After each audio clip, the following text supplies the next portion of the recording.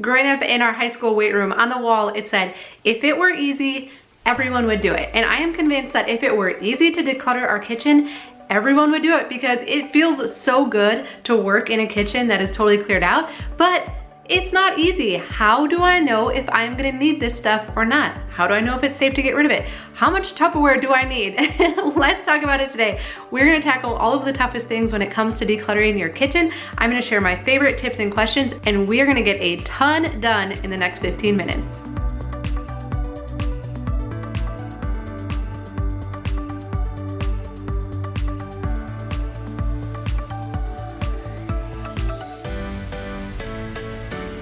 Well, hi, I'm Dawn from The Minimal Mom, and I love talking about all things simplifying your house and sharing my favorite tips and tricks, because I know it's not easy, but I know what a huge difference it is to live in a house that's simplified. It's peaceful, and when it comes to the kitchen, it is especially important, because when our kitchen is clean and simplified and organized, I don't even like the word organized, but when it's organized and clean and I know where everything is, I cook more, we eat out less, and it just feels like the whole house is under control. And so that's why I wanna help you simplify your kitchen today, because it is gonna make a huge difference in your house. So let's get started. All right, so question number one is, am I overvaluing the items in my kitchen? So kitchens can be tough because a lot of times there are things in it that take up a lot of space, but that we've spent a lot of money on. So a Vitamix mixer, for example. So this cost about $350. I saved up Amazon credit for over a year so that we could purchase this so we can make smoothies at home. And so let's say this has been taking up room in your cupboard and you have not used it in the last 1 or 2 years. So the first question we'll ask ourselves is, what would change in the next year that I would be more likely to use this and that it's not gonna just keep taking up space in my cabinet? Is there something coming up where I'm gonna have more time to use it, or my kids are getting old enough that they can use it, or is it very likely, because we are creatures of habit and we do the same things every single day, that it's gonna continue just to sit there and take up space? But here's the other thing where I think that we sometimes overvalue these items. So I paid $350 for this. That's a lot of money, right? So in my head, this is a $350 appliance. And so for me, just to try and sell it on Facebook Marketplace or even donate it seems ludicrous, right? Because I spent $350 and I'm giving away $350. But here's the problem. It's not actually a $350 appliance if I'm not using it. The value of this item, if it is just sitting in my cabinet taking up space, not being used, is $0. Or if you want to be an extremist, it's actually costing me money because I am storing it. I am heating it and cooling it and, you know, keeping it in climate controlled storage and in very valuable storage space in my kitchen, because I don't have a lot of cabinet space and extra storage space. So I don't just give out space in here to anything, right? And so then it's actually costing me money and it's costing me valuable space. So this is not an asset. This is not a $350 asset in my life anymore. No, it's an expense to me and it is taking up space. So what is the real value of it? Well, I would probably have to go on Facebook Marketplace and see what people are even getting for these right now. And that's the value of it. If it's no longer in my house, then it has value, because then I could trade somebody money for this item and have money back in my pocket, and then it actually is adding some value. But right now, this just taking up cupboard space in my kitchen, it has zero value to me, if not negative value, if I was really gonna get tough on it and charge it for storage space. So I know these types of items are the absolute hardest to part with if we have spent a lot of money on them. Maybe it was given to us as a gift, but a lot of times these things are also the biggest source of guilt. Every time we look at it, we think, oh, I bought that and I'm not using it. So better off to cut our losses now, to part with it now and get back that valuable cupboard space.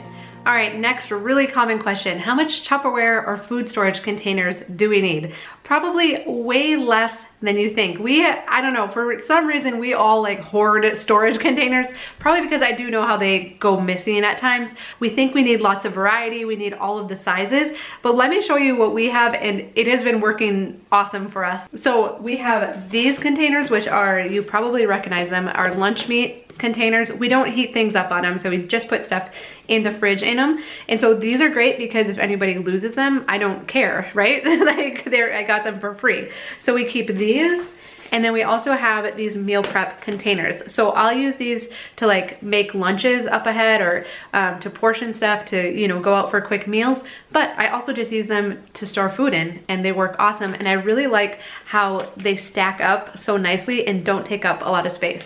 And then last but not least, I have 3 Pyrex bowls, 3 different sizes with rubber lids that go on them. So this is it. This is all we have. And we used to have those, like, you know, small Tupperware containers, a little bit bigger and a little bit bigger. But what I didn't like about them is that I was always losing them in the fridge and forgetting that I had food in them, and it was going bad. They'd get pushed to the back, and you know how that goes. And so I really like that all of our food, even if we just have a little bit of leftovers, I still put it in one of these big containers or in one of these containers, because then I'm less likely to use it. So the best thing to do with Tupperware stuff, if you don't know if you're gonna need it or not, is to quarantine it, to put it in a box, keep out a minimal amount, try as little as possible. Put it in storage, mark the date, and if in 3 months or 6 months you haven't pulled anything back out of it, donate that stuff, recycle it, get rid of it, because your kitchen is gonna feel a whole lot better if you don't have all of these random plastic containers and lids all over the place anymore. All right, let's talk about decor, because I've had so much fun decorating these open shelves, and I told Tom we were gonna use them for practical things and not necessarily just for decoration, which we do have stuff on here that we use, but it's also been a fun place to decorate. But what I like about it is that it's stuff that's up off the counters. Even these canisters, those aren't gonna stay there. I need to pack them away because they're usually on the shelves, but they didn't go with my Christmas stuff. But what I do like is that everything is up off the counter on these shelves. And so when it comes to kitchen decor, we just want to be strategic about it. It's fun, right? We want to have some fun stuff in our kitchen to decorate with, but if at all possible, try and keep your counters clear, whether it's decor or stuff you use every single day. If you look at the brain science behind it, if once you clean your kitchen, you look around and there's still stuff out on the counters, our brain still registers that it's not done, the work is incomplete, there's more that needs to be done. And so by having our counters totally cleared off, literally the only thing we keep on our counters now is our coffee maker, toaster, Instant Pot, stand mixer. It's heavy, like the stand mixer is heavy, but honestly, I use it maybe once a month, and so I can lug it out when I use it. But I would challenge you just to try having your counters completely cleared off and test it out for a week or two, see what it feels like, see what other people in your household think of it. But I'm guessing that once you clear off all your counters, you're not gonna go back, because there's something about it that mentally just feels really good. And one of my top questions for any kind of decluttering, but especially in the kitchen, is do I want to have to handle this item again? So this is called deferred decision making. So if I hold up something from one of my cabinets and I'm like, yeah, I haven't used it in the last year, I don't know that I'm gonna be able to use it in the next year, but I'm just not sure. My mom gave it to me, so I should probably keep it. Or, you know, I spent $50 on that, so I should probably keep it just in case. If you have that thought process going through your head, say, stop, time out. Do I want to have to handle this item again in another 6 months or another year when I go to simplify or declutter my space again? Do I want to come across this same item again and spend more time on it again? Or do I just want to part ways with it now and not ever have to deal with it again? And even take the risk that I might possibly maybe want it to use it again someday, but trusting that I could find it again on Facebook Marketplace, I could find it again at a thrift store, I could borrow it from a friend, a neighbor, or a family member. That my house, my kitchen, doesn't have to be a warehouse for all the things, for every single thing that I could possibly use, so that I can keep it simplified and have it feel like a good place to be. Even, like I said, taking the risk that I might need that thing someday, but honestly, once you donate it, you are never gonna think about it again. All right, next up, let's talk about pots and pans. We literally keep 3 pots and pans. So I have this like middle size with the strainer lid, which I really like. This is from Amazon. I'll link to it down below. And then we have this bigger pot with a clear lid, which can also go in the oven like a Dutch oven, which I really like. I like the clear lid that I can see through it while it's cooking. And then 1 frying pan down there. And they all fit really easily in this bottom drawer, which I especially love. And then in the basement, I also have a stock pot that I keep, so a big pot, but I rarely use that. And then we have an actual Dutch oven that I keep in this cabinet. But besides that, that's it. It's like, I don't have a saucepan anymore, but I just use this pan and it works just fine. I've literally never come across an occasion where I needed more pots and pans. It also, we only have 3 burners on our stove that works, so that could be part of it. But again, the season that I'm in, that we're in for cooking right now, is efficiency, is quick, is cooking the same things over and over and over again, which is fine. And we're all fine with that. And I actually really like, as we've simplified our meal planning, I cook at home more. It doesn't take brain power. I had really come to realize that trying new recipes all the time was actually really stressful. So instead, I have a whole video on meal planning, but instead we've been able to decrease our grocery inventory in our kitchen by cooking the same meals all of the time. But then it also too means that I can keep our pots and pans really simplified and not feel like I'm missing anything, need anything. But the best part of it is that I don't have stacks and stacks of dirty pots and pans and frying pans and dishes next to the sink, because we only have 3. Like, if you dirty the frying pan and you want to fry something else, like, you have to wash it. Like, there's just no way around that, and that is awesome and I love it. But probably the biggest question I want to ask you is, how do you want your kitchen to feel? What season of life are you in? Are you in a season where you're doing lots of different types of cooking and you're trying different recipes all the time? Or are you in a season where you need an efficiency kitchen, that mostly you're cooking the same foods day in and day out? That by having your kitchen highly simplified, you know, we like to use the vacation home example, where you have just the stuff you need and nothing else, where you open the cabinets and the drawers and they're half full, a third full.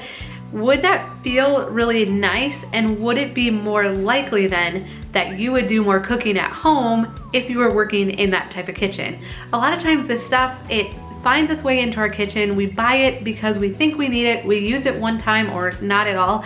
And then it takes up permanent residence in our house. And so I've said this before, but Tom really surprised me one day when he said, when the kitchen is clean, I feel like things are under control. And I was like, wow, as I thought about that, I was like, yeah, you're right. Like, when the kitchen's clean, it's like, okay, like, things are good. And then you kind of want to pick up the rest of the house quick. And it does, it's the center of our home. And for not just me, but for my whole family, everybody really likes it when the kitchen is clean. So what do I have to do to get to that point where I can keep my kitchen clean on a regular basis? To say, we're in a busy season right now, so we are gonna highly simplify our house. We're gonna create a vacation kitchen, an efficiency kitchen, so that we're more likely to cook in it, and it's gonna be a much more enjoyable place to be.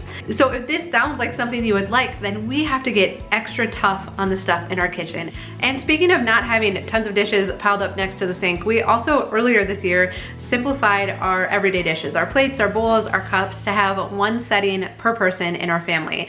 And I started it as just kind of an experiment. The kids were getting old enough where they could wash their own dishes, so I wanted them to start taking responsibility for that. And I just was so tired of, at the end of the day, having so many dishes stacked up next to the sink. So we came up with one place setting, well, I came up with one place setting for each person, and then everyone's been washing them. You can either wash it and put it in the dish rack next to the sink to dry, or run it through the dishwasher at the end of the day. But it has been awesome. It has made such a big difference in not having so many dishes stacked up by the sink. And again, it's that same principle of, in the past, if somebody dirtied a bowl and then they wanted another bowl, what do? Take out another one. And especially with 6 people in our family, that's a lot of dishes throughout the day. It's physically impossible to have stacks and stacks of dishes next to our sink now, because we don't have that many dishes. And it's made a huge difference in how our kitchen feels, but also with me not feeling overwhelmed at the end of the day, because it is very quick to clean up our kitchen now. And I will say this, I love it, Tom doesn't. Tom doesn't like it at all. A lot of times I still keep all of our Milmac dishes down in the basement in a box. And so there's been times where I've gone away for a few days or a week and he pulls out the extra dishes. And I'm like, that's totally fine. If you're in charge of the dishes, then you can choose what works best for you. But most of the time I'm still in charge of the kitchen and the dishes, and that's what works best for me. So he's like, all right, I'll let you do it then. And so of course it depends on other members of your household and if that would work for you. But if there's any possible way it would work, I've heard from lots of other friends too, that it has been a game changer and it's made a big difference with how their kitchens feel. All right, well, there you have it. All of my best decluttering questions when it comes to simplifying your kitchen. But the biggest thing I can tell you is You have permission to get rid of things, whether you've spent money on them, they've been a gift. We need our kitchen to function really well if we're gonna use it, right? Otherwise, I know how it goes. It becomes a disaster, it's messy, we don't wanna cook in it, we end up eating out. And so it really is important to get this room simplified and functioning well. Our whole family will benefit from it. So I would love to know, what things are you struggling with in your kitchen? What are your favorite questions when it comes to simplifying the kitchen? Or if you have simplified your kitchen, how do you like it? Tell us down below and encourage others, because so many friends read through the comments and get more ideas and encouragement from there as well. So thank you for leaving your comments too. But a thumbs up is always appreciated, especially if you'd like to see more videos like this. I hope you subscribe, because we're gonna be doing lots more guided declutters together. It's more fun when we do it together, right? And I'll definitely look forward to visiting with you again soon.